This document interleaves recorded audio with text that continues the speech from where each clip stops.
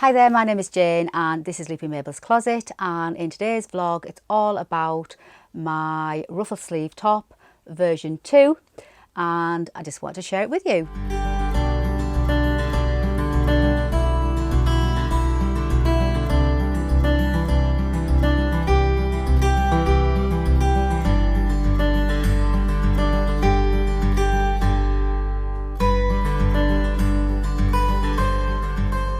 So welcome back. So before I continue with today's vlog, Mabel, she is wearing the Ida blouse by iCatty Couture, which I made using this absolutely beautiful fabric I got from Felicity Fabrics, and I did a vlog on this and I'll put the link for that up there.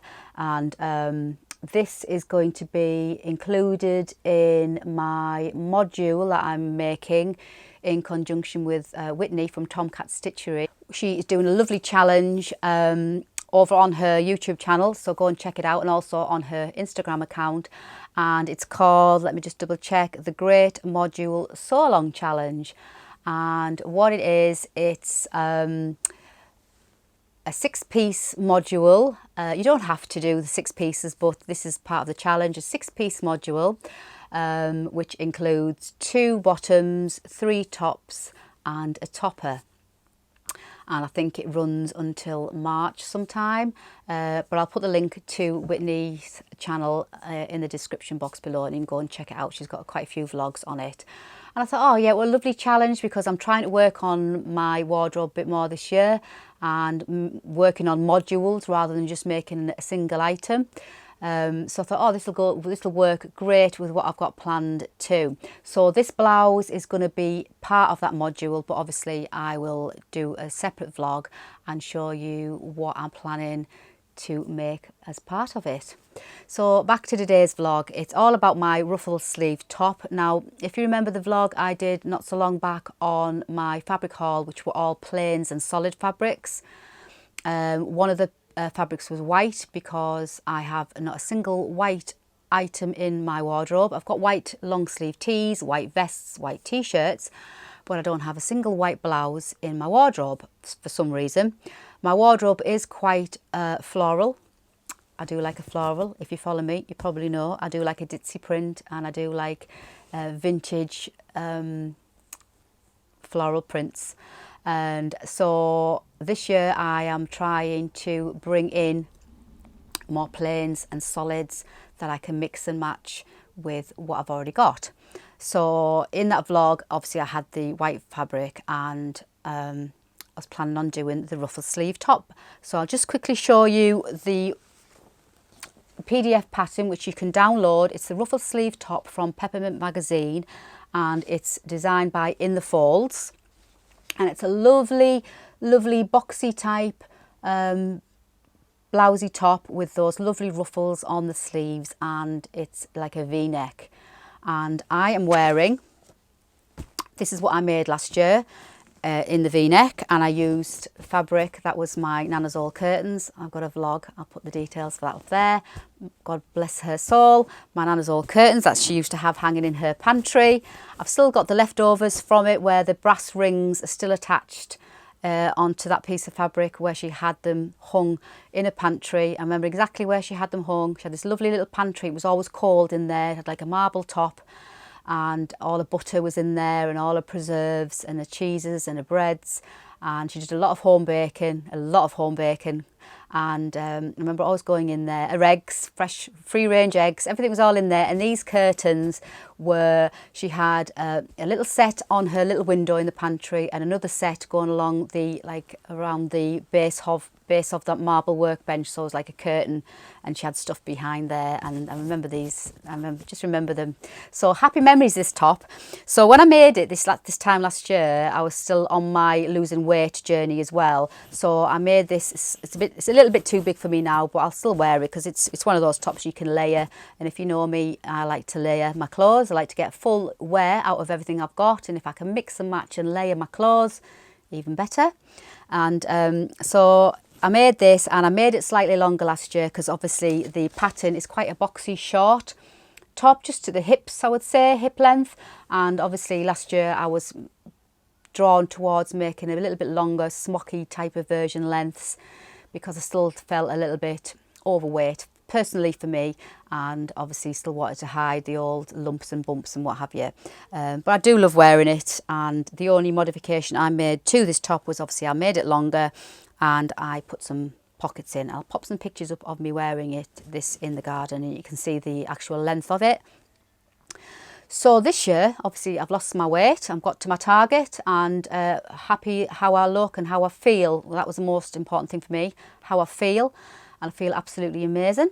And so now I am looking more at showing off my figure a bit more, and not so much as in tunic length tops, but more hip length, waist length, fitted, you know, all those type of styles as well. So with that white fabric, obviously, I have made this the ruffle sleeve top, and it's a lovely fabric. This is the white. I got three of the same fabric. I got that rose, the ochre and the white, and this is a viscose linen look, and I got this from First for Fabrics, which is a fabric store which is not far from me, which I am visiting next week.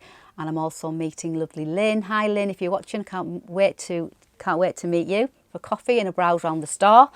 And so this is one of those fabrics I got from there, and I've also got one of my sew-in labels with my logo on, which are far too big. I think I got 20 of them made last year, but they're far too big. So when these run out, I'll be getting them made much smaller, but I'm going to use them up because nobody's going to see them, just in the back of the blouse. And I did the blouse as per the pattern. So I didn't make it any longer. The only difference I did was I raised the neck. So if you saw my last vlog on my toile that I made with that amazing Swedish pattern paper I got it from Pattern Trace, and it's absolutely brilliant for doing a toile, like a paper tissue fit type of toile. There's a vlog, I did a vlog on it. And don't forget, if you wanted to get any of the Pattern Trace products, I'm not in affiliation with them at all or anything like that, but they've kindly given me a discount code that everybody can use. You can get 10% off for all their products. It doesn't expire, so please feel free to use it. I'm going to mention it as many times as I can because it's never going to run out, and I'd love for you to get your discount, 10% discount. So it's Loopy Mabel 10, and I'll put the link for that in the box below. So please feel free to go and have a browse. So I made the paper tissue fit for this because I wanted to modify the neck. As you can see, the pattern is a V-neck. Now I do like a V-neck, but only if I've got something wearing underneath, because I don't like that cold feeling around my neck. I would much rather have a high neck, polo neck, roll neck, or just a higher scoop neck, personally for me. And I didn't want to make this top again in the V-neck version. So I thought, right, I'll have a go at pattern drafting, well, pattern modification type of thing. And I didn't want to, I'm a bit tight with fabric. I hate using fabric, and I hate having to cut into fabric that I'm not too sure about. So I thought, what can I do? I didn't have anything scrap or fabric that I could play about with. Saying that, I've got a great big massive bale of calico above my head there, which I could have used, but again, I'm really tight with fabric. So I thought, well, I'll make it with I'll have a go at the Swedish paper, and it stitches brilliantly. I mean, you can see that there's a vlog on that. But what I didn't mention in that vlog, which I should have done, is that you can also, you know, it was all quite creased if you've seen the vlog, because it was being in the machine, out the machine, and on Mabel, off Mabel, what have you. You can actually iron it as well.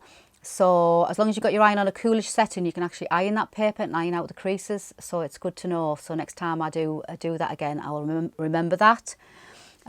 So if I was doing a proper toile, I would probably, you know, a full-on modification of a pattern, or a full pattern that I was maybe pattern drafting myself, I wouldn't use a paper tissue. I probably would for a paper tissue fit, but if I wanted something that I needed to know if it was going to fit me properly, then I'd probably go for the calico. Because I was only raising the neckline, I thought, well, I'll just have a go at that.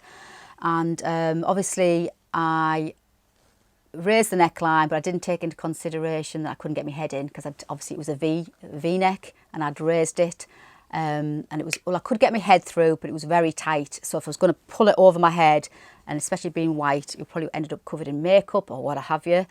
So back to the drawing board.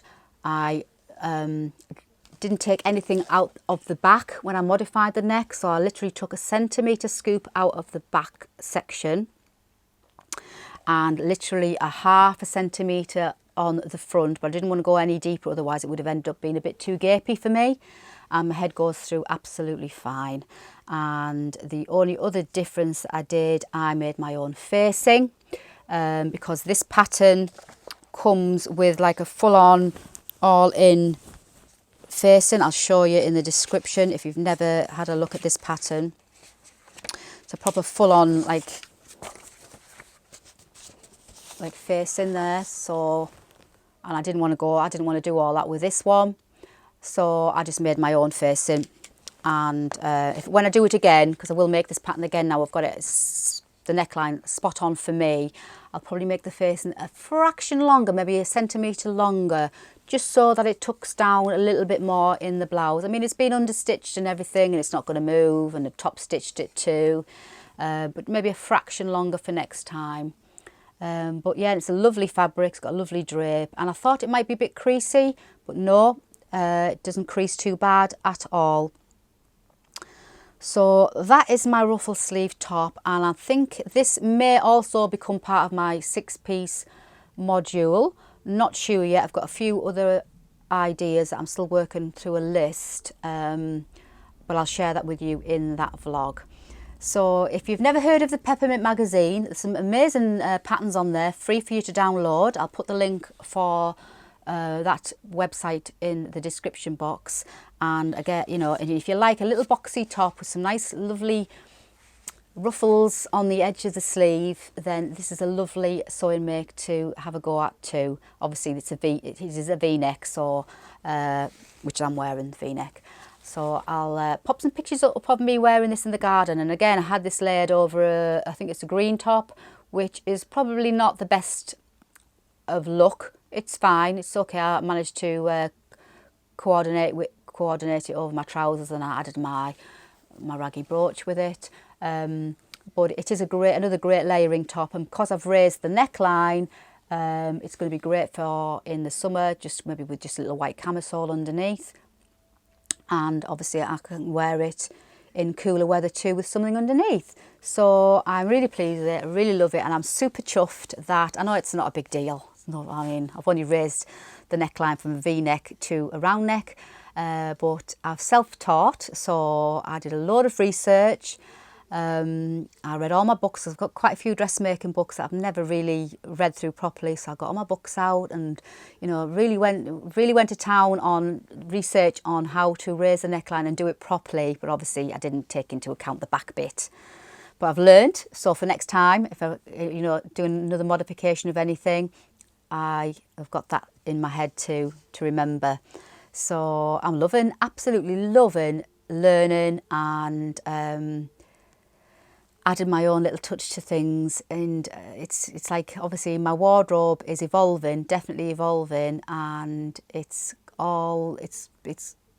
like part of me. So, you know, adding little touches like this, you know, I've took a pattern and I've added just a little bit of me to it. So I'm adding my style to my wardrobe, which is a lovely, lovely feeling. So when I go out and about and I'm wearing things, and I just know I've made this, and I'm really super chuffed. So do you feel like that when you've made things and you go out and about and you know you've made it from start to finish, and you feel super proud? Because I do. I think it's amazing, and I can't get enough. Can't get enough of sewing. I love it. So I just wanted to share with you what I did, and that's my ruffle sleeve top.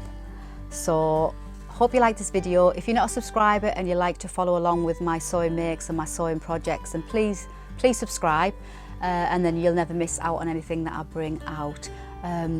But until the next time, I've got lots more sewing to do, and I shall see you on my next vlog. Thank you so much for joining me today, and happy sewing.